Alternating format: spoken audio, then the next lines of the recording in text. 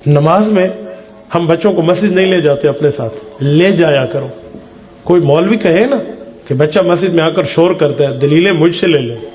दलाइल के लिए मैं इंशाल्लाह आपकी खिदमत में बैठा हूँ, फी सबीलिल्लाह 24 आवर्स। कोई दलील लो मैं दूंगा कि बच्चा मस्जिद में जाए, शोर करे, फिर भी कुछ नहीं कहना चाहिए। मैं एक जुमला कहूँ, जिस दिन आप नमाज का सलाम फेरें और आपकी पिछली सफ में बच्चों की आवाजें ना हो, याद रखना अपनी अगली नस्लों के दीन के ऊपर अभी से फातिहा पढ़ लो। तुसा तो ऐसा मसीद बूहा पीऊ ललवान के डिठा, आज मैं बच्चे को घर बिठाऊं तो शोर करते हैं। किसने कहा कि इसकी नमाजें खराब होती हैं? हजरत हसन और हुसैन आया करते थे, सहाबा की नमाजों में आकर बोला करते थे, किसी दिन अल्लाह के रसूल ने नहीं रोका। सैयदा उमामा रजी अल्लाह अन्हा हुजूर की नवासी हैं, हुजूर की बड़ी बेटी की पहली बेटी हैं, हजरत फातिमा की भांजी हैं, हजरत ज़ैनब की बेटी हैं। ये आया करती थी, नमाज में अल्लाह के रसूल के कंधे पे चढ़ जाती, किसी ने नहीं रोका।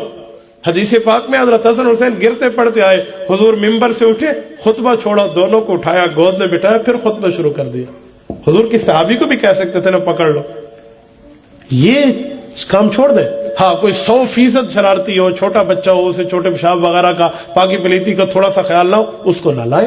लेकिन कुछ बच्चा समझते हैं, 4-5 साल उसकी एज है, वो कुछ ना कुछ इंटरेस्टेड है इन चीजों में, उसको साथ लाएं, मस्जिद में बिठाएं, वो करें ना। आज जुमा की नमाज में हमारे यहाँ 4-5 बच्चे, मेरा बेटा उसमें शामिल था, शोर कर रहे थे।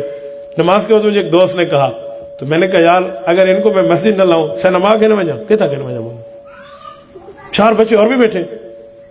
तो मैंने कहा मैं कहाँ लाऊं, मुझे बताएं। तो उन्होंने कहा जी मुझे आपका दर्द दिल समझ आ गया, आप कहना क्या चाहते हैं।